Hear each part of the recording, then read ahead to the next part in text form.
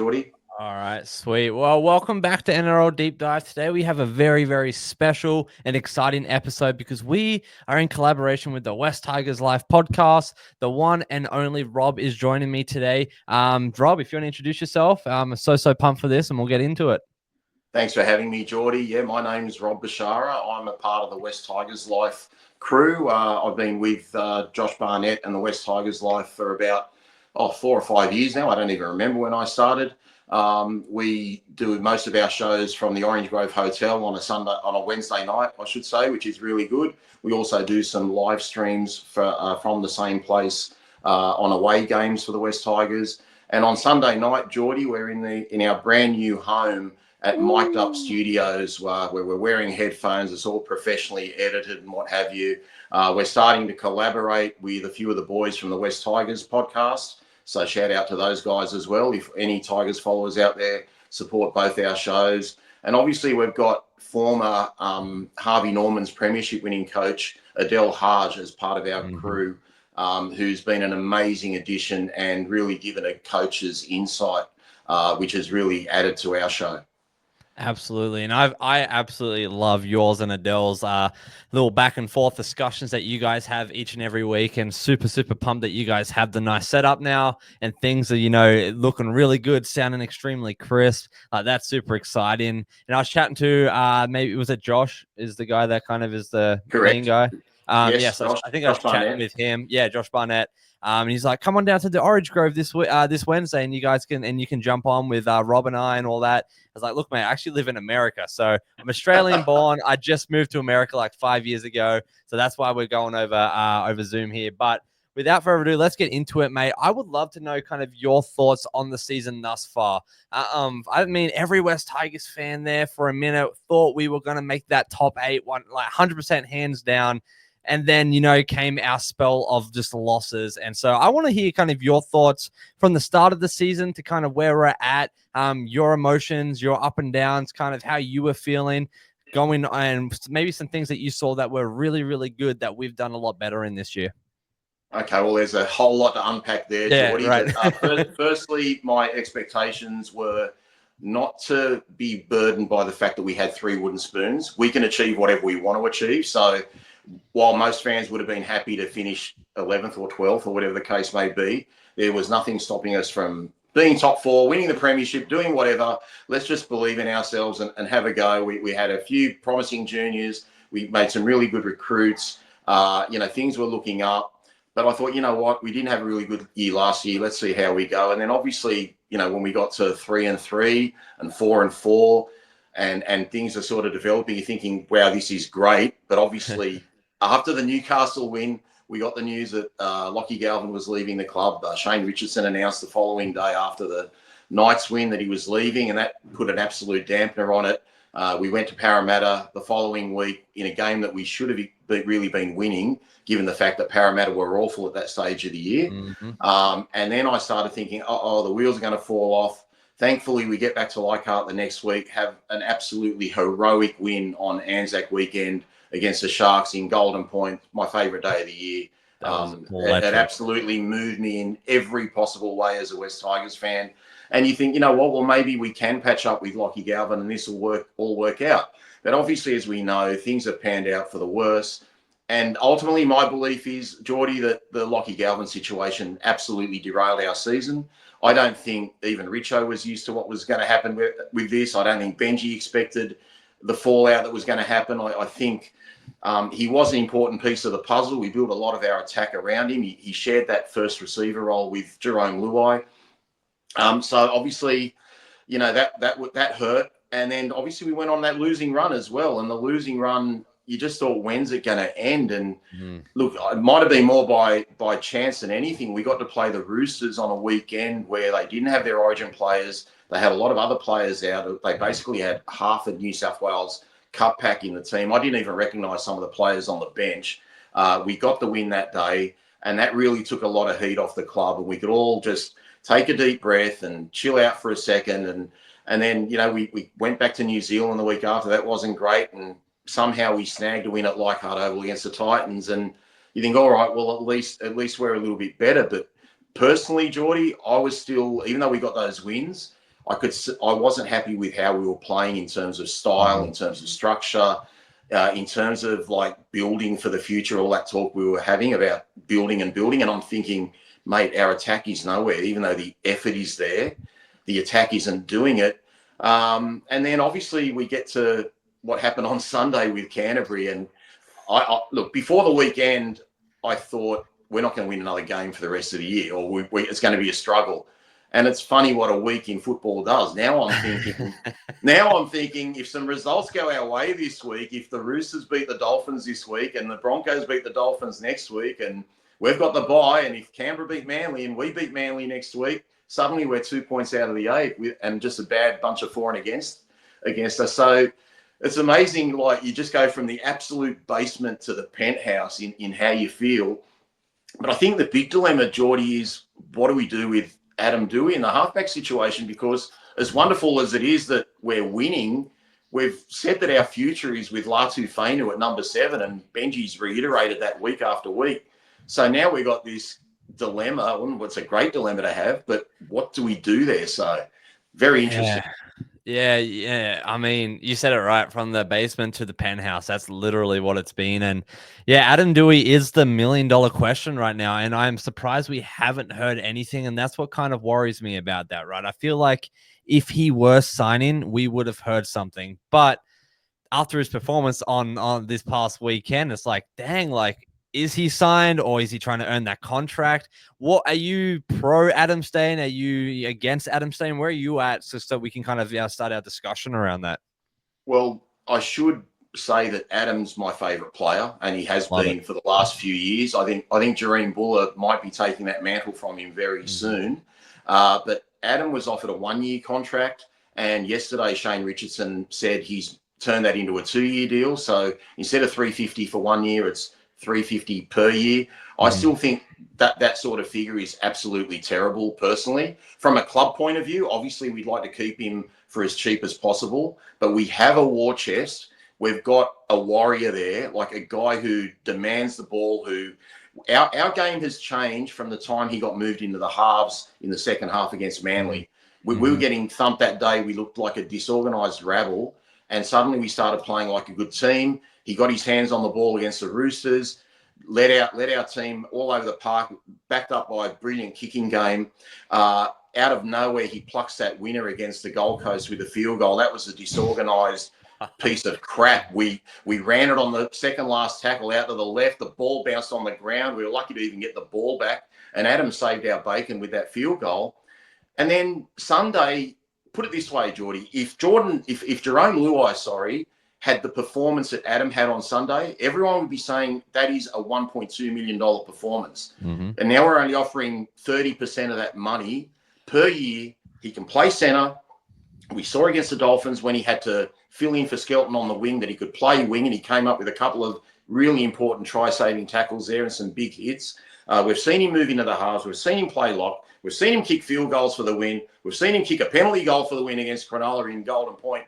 He's done it all, mate, and we're dead set going to offer him the same sort of money as all the Joe average blokes that are on minimum contract to $350,000, when this guy has just plucked our season, picked it back up again on his own, and said, look, I'm the guy. I want to be at the Tigers. He's a West Tigers junior.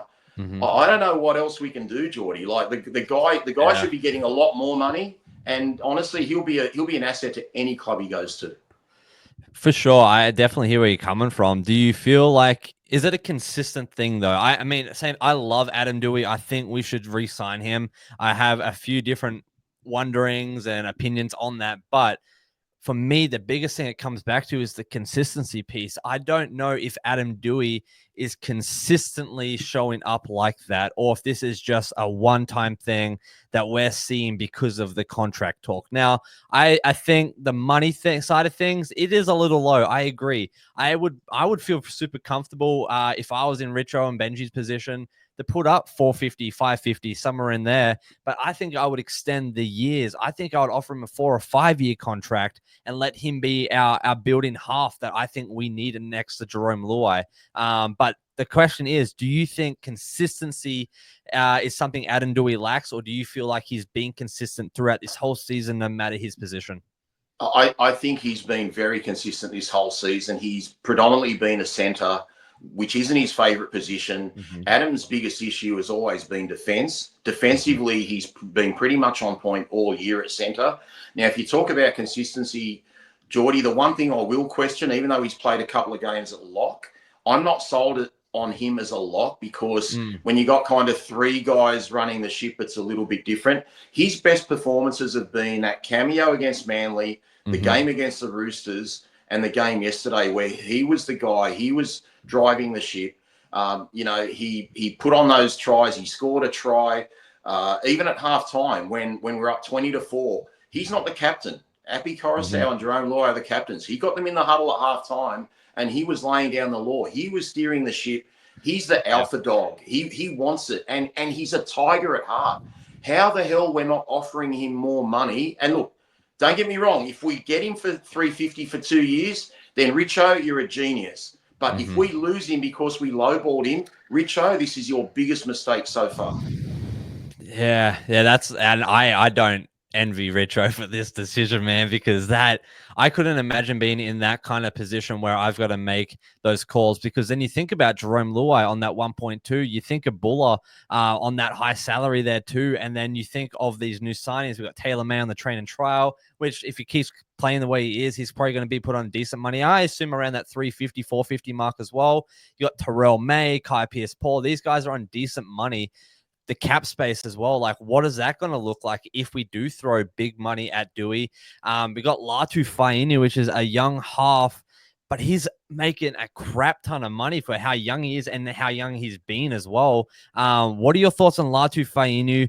Have you been impressed with his performances in that half, or do you see him more as a ball playing lock, more as a 14? Or, I mean, we've had a conversation on my channel about him being our next 9 after Appy and after Tristan Hope. What are your thoughts around Latu?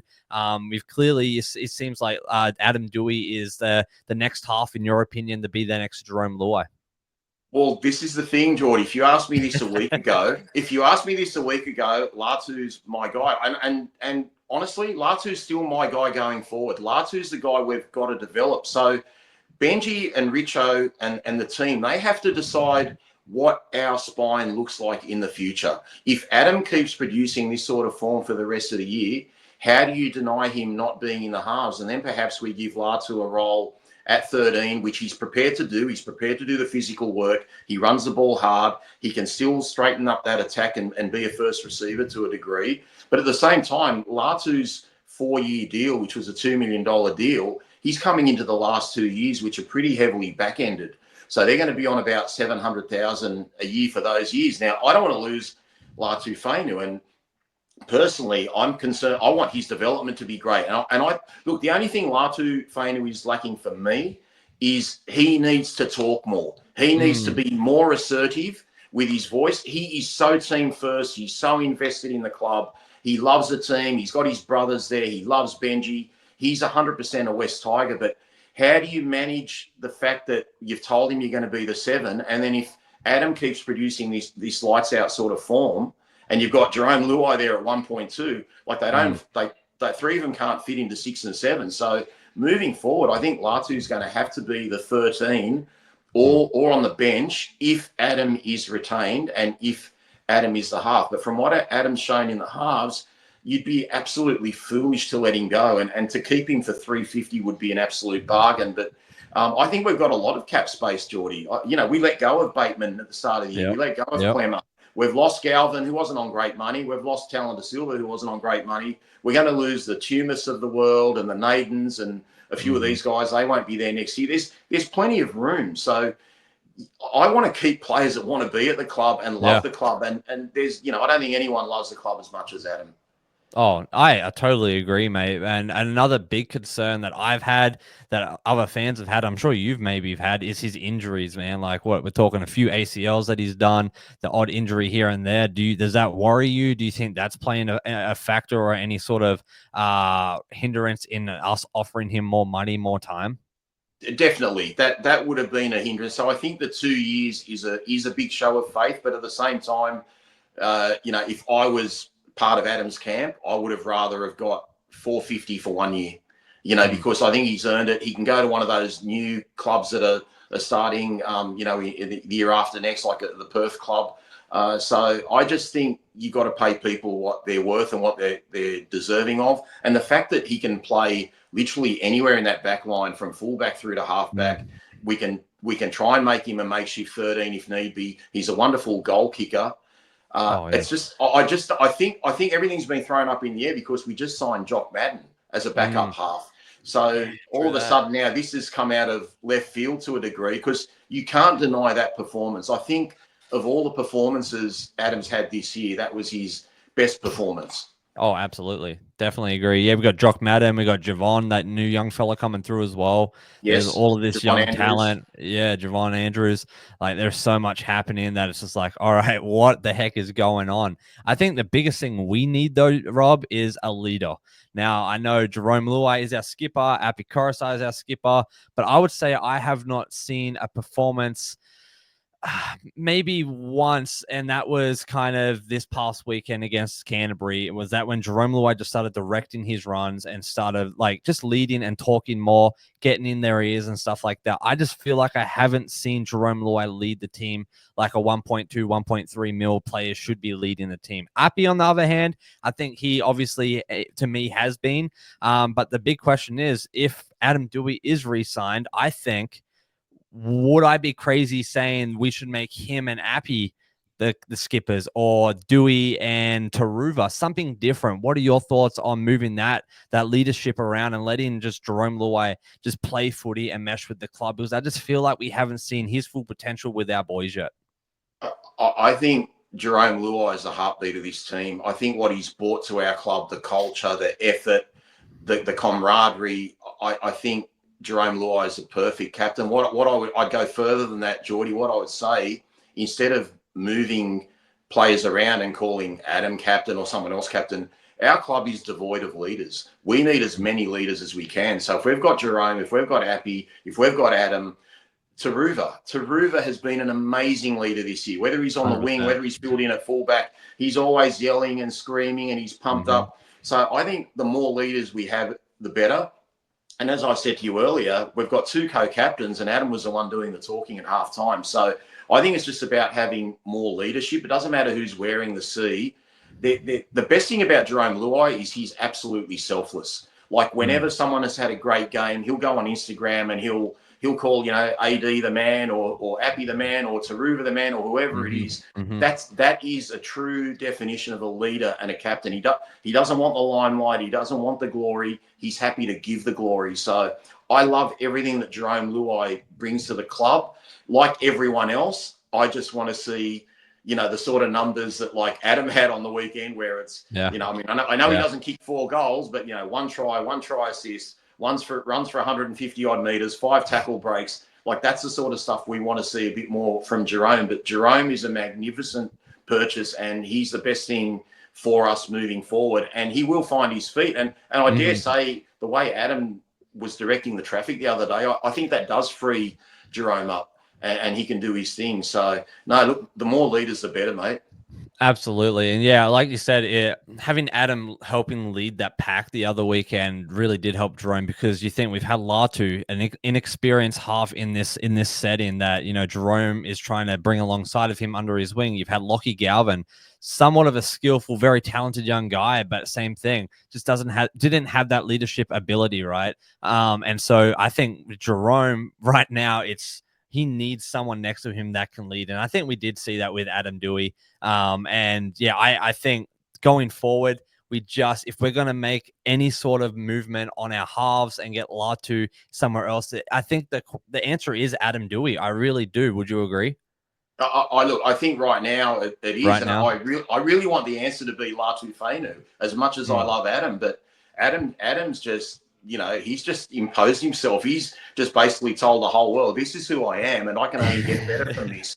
The one thing, as you said earlier, like the fact that he's had 3 ACL injuries, that's always a worry. So you could never go down the path of signing him for 4 or 5 years. Otherwise, you could be stuck with some long-term dead money if he ever happened to get another serious injury again. But the guy's earned his stripes. I mean, I would be giving him more than 350. I'll tell you what, if we lose him over this, boy, the West Tigers Life podcast is going to be one place because I'll be unloading. I'll be absolutely unloading because it'd be the dumbest decision ever. And who knows, it might be taken out of our hands. St. George have offered him $500,000 a year for 2 years. But again, I think St. George have played it stupidly. They should be offering him the halves role. If they offered Adam Doueihi $500,000 a year for 2 years playing in the halves, he would have signed already. Adam wants to play in the halves. He doesn't want to be a lock. He doesn't want to be having to do 30-plus tackles a game. On the weekend, he made 12 tackles, and he still had a significant impact. And I think he's just earned the right to have that crack in the halves now. So that's up to Benji and Richo to sort out. But I'll tell you what, if it backfires and he leaves and things don't pan out immediately with Latu, they're going to cop some flack over it.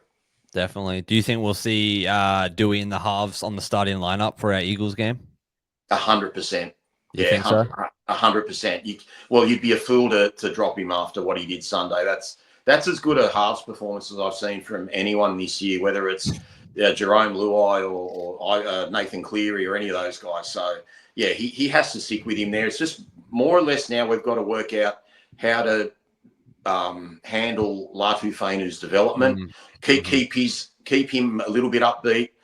He can still add a lot to us. He can play that lock role if we need to. He can provide 40 or 50 minutes, whether it's off the bench or whether it's starting. He'll get involved in that physicality. He doesn't miss tackles. You know, he's a really strong defender, and I think that's actually one of his attributes moving forward as a halfback. A lot of halfbacks aren't great defenders. Latu Fainu is a wonderful defender. So, look, I think we need as many good players as we can in our squad, Geordie. I don't want to be losing them. I want to be keeping them and get rid of the guys that are just, like I say, the no frills, the Joe averages of our squad. Yeah. Just get rid of those and keep some of these classy guys because we've got money. You can't say there's not money there. We've let go of everyone, and we've got Taylor on a train and trial and Kai Pearce-Paul that's only signed. And obviously we'll have to upgrade Taylor and May, but there should still be plenty of money left over. Absolutely. Yeah, I agree, man. Like Latu Fainu, an absolute weapon defensively. And I think that's been a huge success for us, especially in the last few games, having him back in from his injuries and stuff, is our defense this year has been pretty top notch. I know, pardon me, Coach Adele says the same thing. Like, that's something that is not super worrisome for us. It's our attacking structure, it's our form, it's our shape.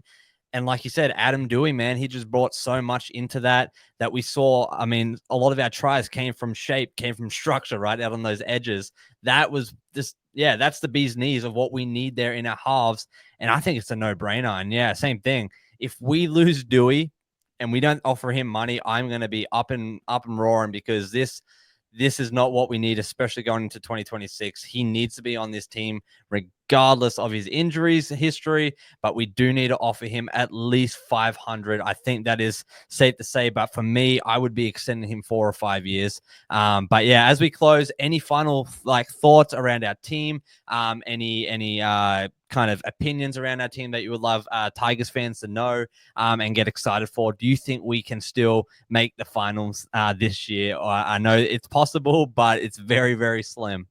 It's very realistic. I mean, if those outcomes happen that I said in the next fortnight, where this weekend the Dolphins lose to the Roosters and Manly travel to Canberra and they lose there, and then next week, we play Manly, hopefully we can, that's a huge game. We've got to worry about ourselves first. But if we beat Manly, Dolphins lose to Brisbane, and then the Roosters play the Bulldogs, like suddenly we're 2 points out of the 8 and we've got the Cowboys at Leichhardt. My God, that'll be sold out before the previous games finish. So, I don't want to give false hope because I think that the one thing that bothers me with our team right now is we're really devoid of forwards. I think our forward pack is very thin. Even some of the guys they're in that 17, they're not the guys I would have there. And further to that, we've lost Alex Seyfarth for 3 weeks. And there's not much there in the cupboard. Royce Hunt didn't get many minutes the other day and didn't have a really big impact. Perhaps that was because of the wet weather. Probably didn't suit him getting that momentum going forward. We just need a little bit more punch through the middle. So I would be a lot more confident if I had another 2 or 3 middles that we could call on. But one thing I do know, Geordie, the boys are going to show up. They're going to give Oh, it yeah. everything. Even if we're missing tackles or whatever, we will scramble, we will hustle, we will work our asses off like we've done in 90% of our games this year. And win or lose, it's a club to be proud of. Like what we're trying to do is great. I just think we've got to be a little bit smarter with our game plans, with our selections, with our bench rotation. And what Benji did last Sunday against Canterbury absolutely blew me out of my mind, because you could see there was a clear game plan there. We executed it there and we won it. And Canterbury couldn't handle the conditions like we did. So let's hope there's wet weather every week, mate. And maybe we'll sneak into the finals. Yeah, I mean, oh my goodness. You know what it's like being a Tigers fan, and everyone watching, it's the up and it's the downs and it's the back up again. And what a freaking season we've had. And so, Rob, thanks so much, mate, for jumping on the potty tonight. And I just greatly appreciate all your honesty, and even on your podcast, all your honesty with Coach Adele, with Josh, all the guys over there.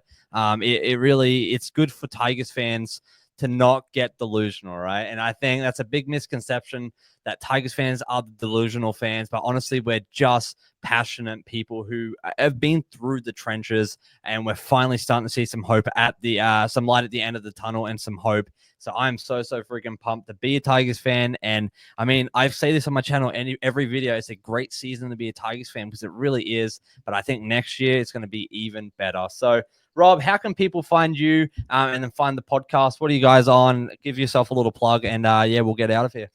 So on the socials, we're at WESTS Tigers Life. And I think I don't have Instagram and all that sort of thing, but like our main go-to is the YouTube channel. Obviously we're on all the audio outlets, Spotify and what have you. But yeah, just keep an eye out for us on the YouTube. We'd love as many subscribers as we can.